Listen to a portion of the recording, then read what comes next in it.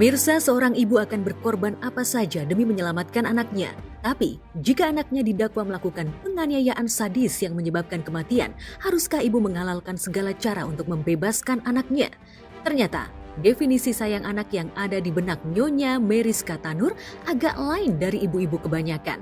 Demi membebaskan Ronald dari dakwaan pembunuhan Dini Sera Afrianti, Meriska rela menyuap para penegak keadilan yang memutuskan perkara putranya. Lewat pengacara Lisa Rahmat yang mengawal kasus Ronald, Meriska menawarkan uang suap kepada 3 hakim, masing-masing Erin Tuah, Mangapul, dan Heru Hanindyo. Setelah sepakat soal harga vonis bebas bagi Ronald, 3 hakim mata duitan itu pun melobi Zarov Richard, yang saat itu masih menjabat di Mahkamah Agung untuk memuluskan pembebasan Ronald. Meriska membayar DP 1,5 miliar selama persidangan dan membayar 2 miliar lagi setelah Ronald divonis bebas karena tidak adanya bukti penganiayaan pada 24 Juli 2024 lalu.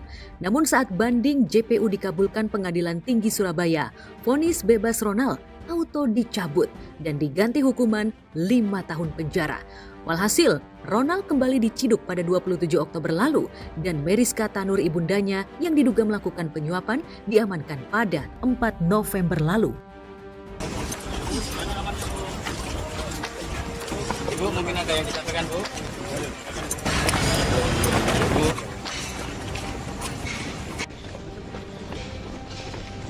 Lihat, Bu. Bu, uang dari mana, Bu? Yang banyak diserahkan kemana, Bu?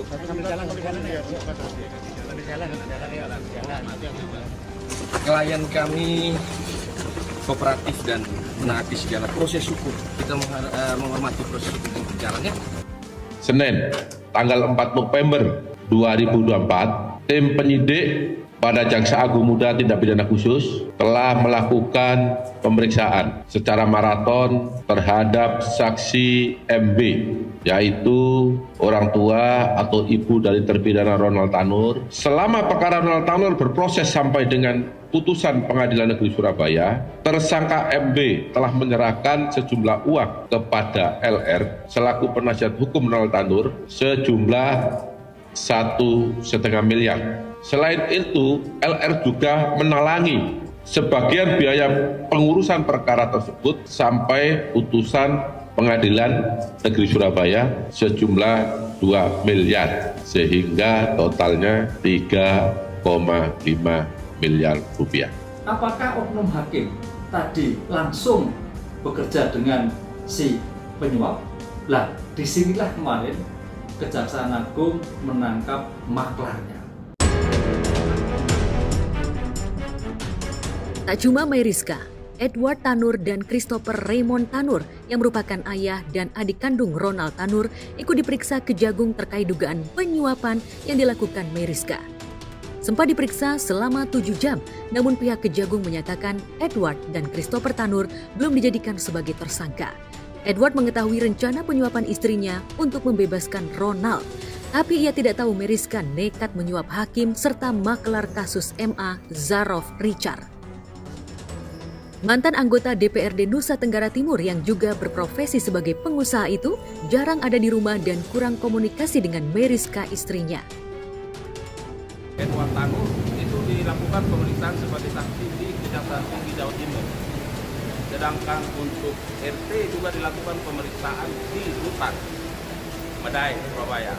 Dan untuk adiknya, ada juga adiknya satu, ya,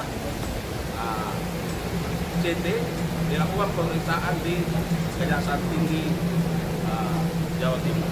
Bagaimana pengetahuan dari ER, ya, Edward Tanur ini terhadap proses dari hubungan antara MW dengan LR, ya, karena kan sudah ada pembayaran kan dari MW kemarin 1,5 ditalangi oleh LR 2. Nah, bagaimana pengetahuan dari Edward? Dengan tertangkapnya seorang ibu yang menyuap berarti delik suap. Siapa pemberi, siapa penerima, nanti penuntut umum akan bisa memberikan jelas yang gamblang. dari menjelaskan pasal 5 ayat 1 maupun pasal 6. Sehingga dalam hal seperti ini, penyidikan seperti ini nanti aktornya siapa? Oh berarti pemberi. Pemberinya dalam rangka apa? Untuk membebaskan. Ronald Tanur ini buah tidak jatuh jauh dari pohon. Ini adalah sikap arogansi dari orang tua seorang Ronald Tanur. Ya mungkin itu didikan orang tuanya juga di rumah seperti apa sehingga anaknya bisa melakukan hal tersebut. Saya pikir kasih sayang seorang ibu terhadap anaknya sangat berlebihan sih, dikarenakan anaknya sudah melakukan tindak kejahatan yang sangat berat ya, sampai menghilangkan nyawa seseorang. Saya rasa kesalahan anaknya ini merupakan andil juga dari orang tuanya yang mungkin salah mendidik.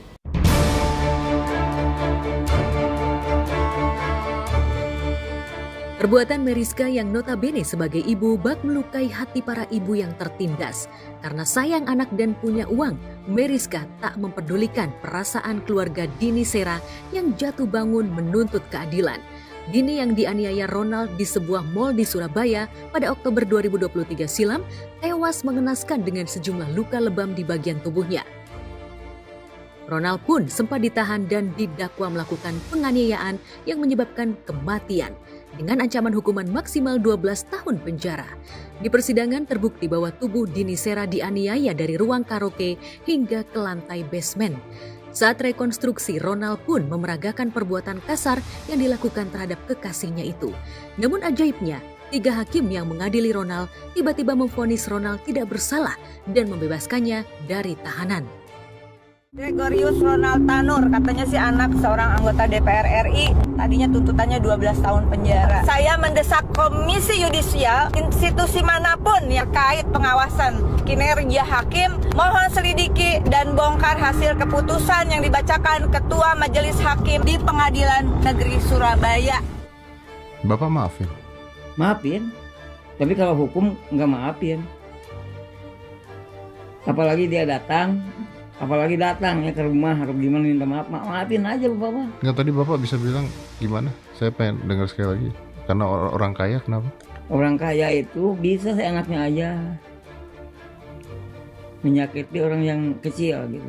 Bukannya membela, bukannya memberikan santunan atau gimana, malah yang disuap itu orang kaya, tapi yang kecewanya orang kecil, Pak.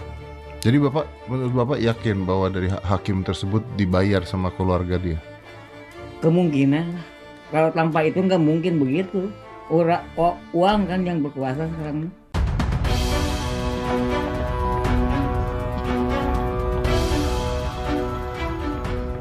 Alih-alih melihat anaknya bebas, Meriska justru tercebur lebih dalam kekubangan penjara. Jika terbukti bersalah menyuap 3 hakim dan maklar kasus MA, Meriska bisa diganjar hukuman 15 tahun penjara. Sejumlah netizen dan emak-emak dari kalangan masyarakat terpinggirkan sangat setuju bila Meriska dihukum maksimal. Pasalnya, jika tidak dibuat kapok, vonis bebas akan terus marak diperjualbelikan. Sebagaimana telah diubah dengan Undang-Undang Nomor 20 Tahun 2001 tentang perubahan atas Undang-Undang Nomor 31 Tahun 1999 tentang pemberantasan tindak pidana korupsi junto pasal 55 ayat 1 ke 1 KUHP. Ya, saya kira ini akan menjadi contoh ya bahwa perkara ini menarik karena menyangkut masalah orang tua dengan anak, ya, masalah keluarga, tapi perbuatannya tentu perbuatan yang bisa terindikasi perbuatan korupsi berupa suap atau gratifikasi. Dengan demikian, dari aspek hukum, nanti penuntut umum harus menggambarkan pasal 55. Dari delik pasal 5, pasal 6 Undang-Undang Tindak Pidana Korupsi suap, karena namanya suatu korupsi itu ada 7 jenis. Di antaranya adalah penyalahgunaan wewenang, ada pemerasan, ada benturan kepentingan, ada penggelapan jabatan, ada suap. Nah, perkara suap inilah yang sekarang dikembangkan dalam delik korupsi.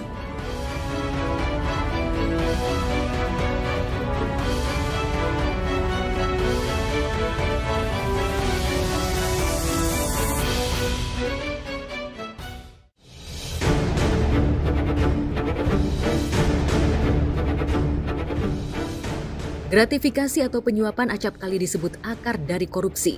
Harvey Muiz, suami Sandra Dewi pun didakwa menerima gratifikasi fantastis dari sejumlah perusahaan timah di Bangka Belitung sejak 2015 hingga awal 2022 ini.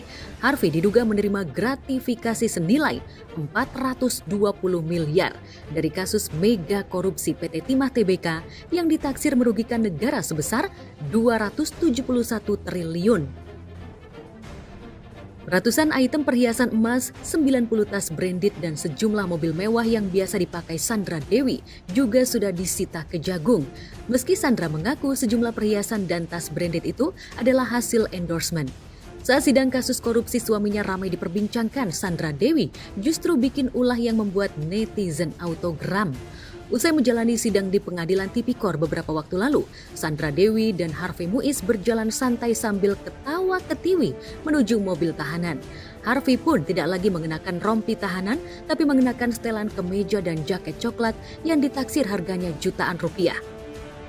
Setelah cipika-cipiki, Harvey yang tangannya juga tidak diborgol, masuk ke mobil mewah, bukan mobil yang biasa membawa tahanan.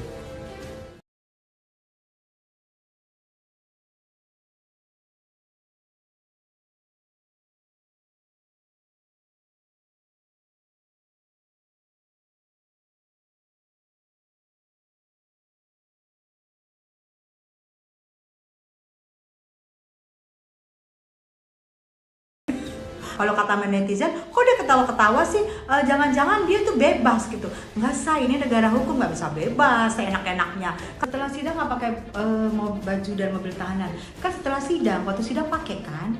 Ya mungkin dia gerah atau mungkin baju sidangnya keringetan, baju tahanannya keringetan, gerah, daripada sakit dia lepas. Kita positif tinggi aja saya. Nggak ada hukum di negara kita ini, hukum spesial-spesial tuh nggak ada. Semuanya rata. Dalam persidangan, angka kerugian negara atas mega korupsi timah membengkak menjadi 300 triliun lebih. Tak heran Harvey Muiz, Helena Lim, dan 14 terdakwa lainnya, Harvey Muiz yang dijuluki mafia timah dituntut hukuman seumur hidup oleh JPU. Publik dan netizen yang mengawal kasus ini pun harap-harap cemas, khawatir para koruptor termasuk Harvey divonis ringan. Kalau aman nggak, kalau terbukti bersalah nanti di pengadilan nggak mungkin aman. Kan belum juga diputus di pengadilan ya kan. Kita tunggu aja pengadilan, sabar, saya sabar.